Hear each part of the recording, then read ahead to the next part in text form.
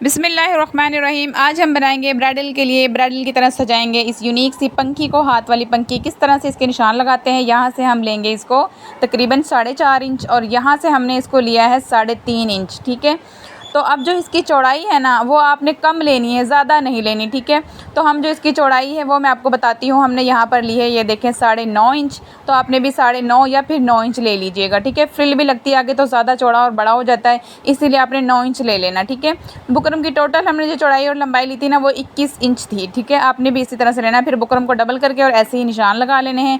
तो आपने डबल पंखी कटिंग करनी है बुकरम की। ठीक है, उसके बाद क्या करना है, हमारे पास ये है रेड कलर का फैब्रिक, वो भी सिल्क में, जिससे शाइनिंग करता है, अच्छा लगता है। अगर आप किसी ब्राइडल को गिफ्ट करना चाहते हो या देना चाहते हो तो आपने क्या करना है, रेड कलर का फैब्रिक लेना है, वो भी शाइनिंग वाला, जो अच्छे से चमकता हो और कपड़ा ख़राब ना होता हो, क्योंकि ये एक ऐसी चीज़ है जो बार बार नहीं बनाई जाती और सदियों चलती है।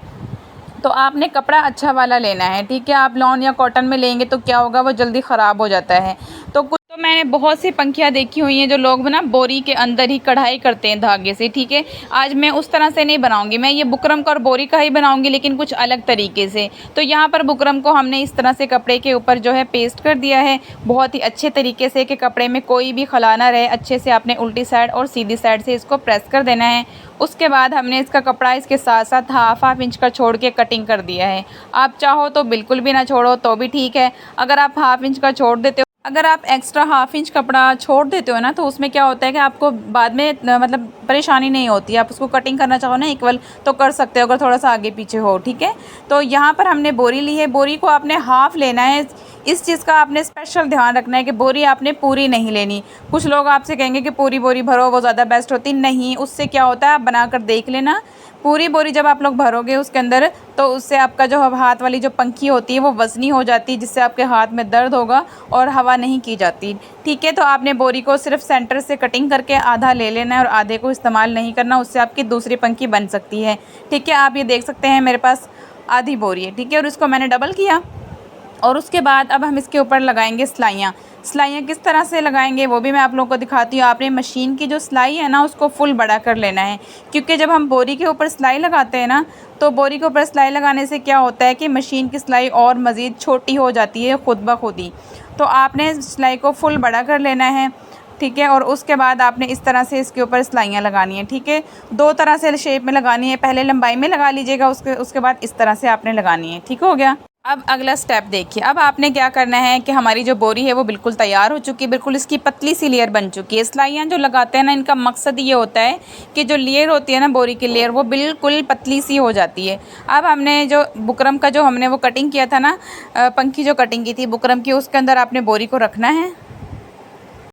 उसके बाद आपने बिल्कुल जो हमारे पास ये बुकरम की पंखी जो कटी हुई थी ना, बिल्कुल उसके बराबर, उसके इक्वल हमने बोरी को भी कटिंग कर देना है ऐसे।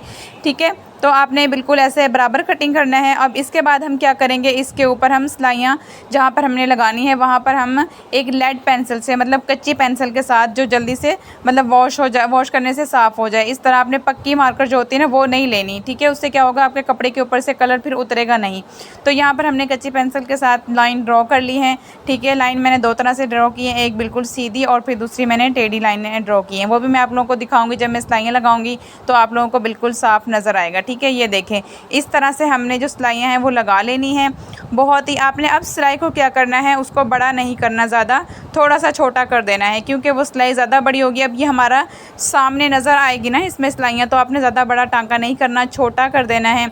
अंदर बोरी पर हमने इसीलिए सिलाई को बड़ा किया था मशीन की, ताकि वो अंदर छुप जाना होता है, नज़र नहीं आता। हमारा मकसद होता है सिर्फ बोरी के ऊपर ज़्यादा सारी सिलाइयाँ लगाना। ठीक है, ताकि हमारा जो पंखा है वो बिल्कुल पतला सा बने, अच्छा वाला। ठीक है, ज़्यादा मतलब बोरी होती है ना वो फूली हुई होती है, सिर्फ हमारा मकसद ही ये होता है बोरी पर सिलाइयाँ लगाने का।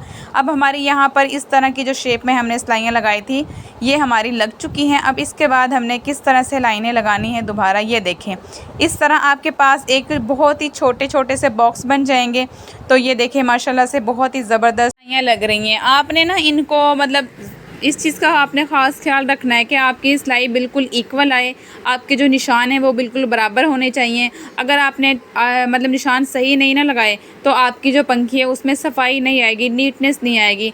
जो ये सिल्क वाला कपड़ा होता है ना, ये सिर्फ सफाई मांगता है कि आपकी इसमें सफाई साफ़ सुथरी तरीके से आपकी सिलाइयाँ लगी हों तो ही ये ज़बरदस्त और अच्छी सी एक पंखी लगेगी। अब जब आप बनाते हो किसी ब्राइडल के लिए तो उस चीज़ में आपको ये इस चीज़ का साफ ध्यान रखना पड़ेगा, ठीक है।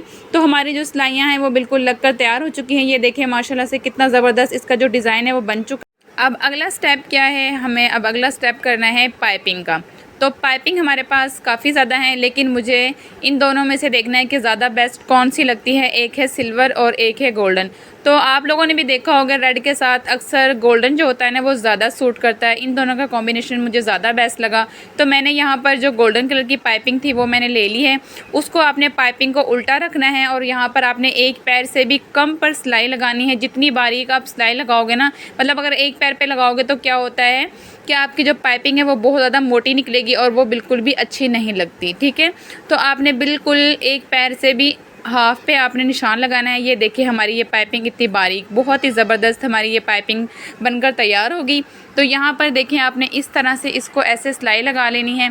इसके बाद हम क्या करेंगे, पाइपिंग जो है हमारी वो एक सिलाई लग चुकी है, दूसरी सिलाई हम इसको फोल्ड करते हुए मैं आपको क्लोज करके दिखाती हूँ कि आपने इसको किस तरह से फ़ोल्ड करना है। ये देखें ऐसे आपने इसको फ़ोल्ड करना है। जो हमारी पहले जो हमने सिलाई लगाई थी ना, उसी सिलाई के ऊपर ऊपर आपकी ये वाली सिलाई आनी चाहिए। उससे क्या होता है कि आपका जो ये नीचे ऊपर वाली जो सिलाई है ना, ये नीचे रेड कलर के कपड़े के ऊपर नहीं आएगी, ये आपकी पाइपिंग के ऊपर ही आएगी। बिल्कुल पाइपिंग और जो रेड कलर का कपड़ा है उसके बिल्कुल सेंटर में जो लाइन है वहाँ पर सिलाई लगेगी, ठीक है। ना ही ये रेड कलर के ऊपर आपका ये धागा नज़र आएगा और ना ही पाइपिंग के ऊपर आएगा, ठीक है। माशाल्लाह से बहुत ही ज़बरदस्त हमारी जो पाइपिंग है ये देखिए कितनी सफाई से हो चुकी है।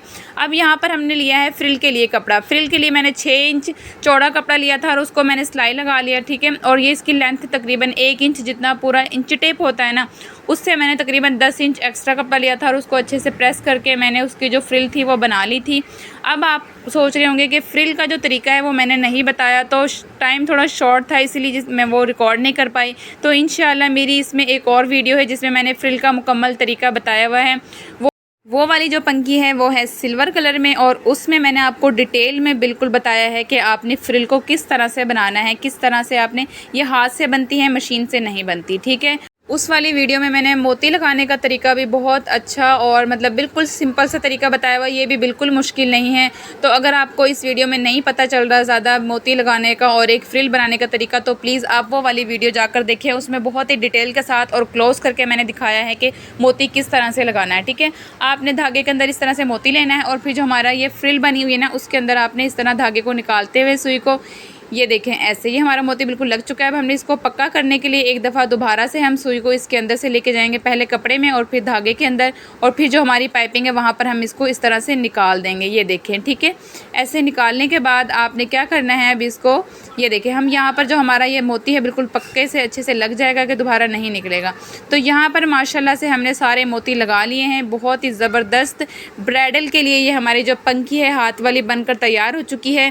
अब आपको नहीं लग रहा होगा कि इसके अंदर बोरी है या मतलब वो है बुकरम है। ये देखें माशाल्लाह से जो कपड़ा है वो कितना अच्छा, कितने अच्छे से शाइन कर रहा है। तो प्लीज़ आप मेरी वीडियो को ज़्यादा से ज़्यादा शेयर करें, लाइक करें, कमेंट करें और चैनल को सब्सक्राइब लाजमी करना। अगर आप चैनल को सब्सक्राइब करोगे तो मैं आप लोगों के साथ मज़ीद और ऐसी प्यारी प्यारी सी वीडियोस और न्यू ट्रिक आप लोगों के साथ मैं शेयर करूँगी। अब आप लोग मुझे बताएंगे कमेंट करके कि आप लोगों को नेक्स्ट जो हाथ वाली पंखी है वो किस कलर में चाहिए और उसमें क्या क्या डिज़ाइनिंग होनी चाहिए। अल्लाह हाफिज़।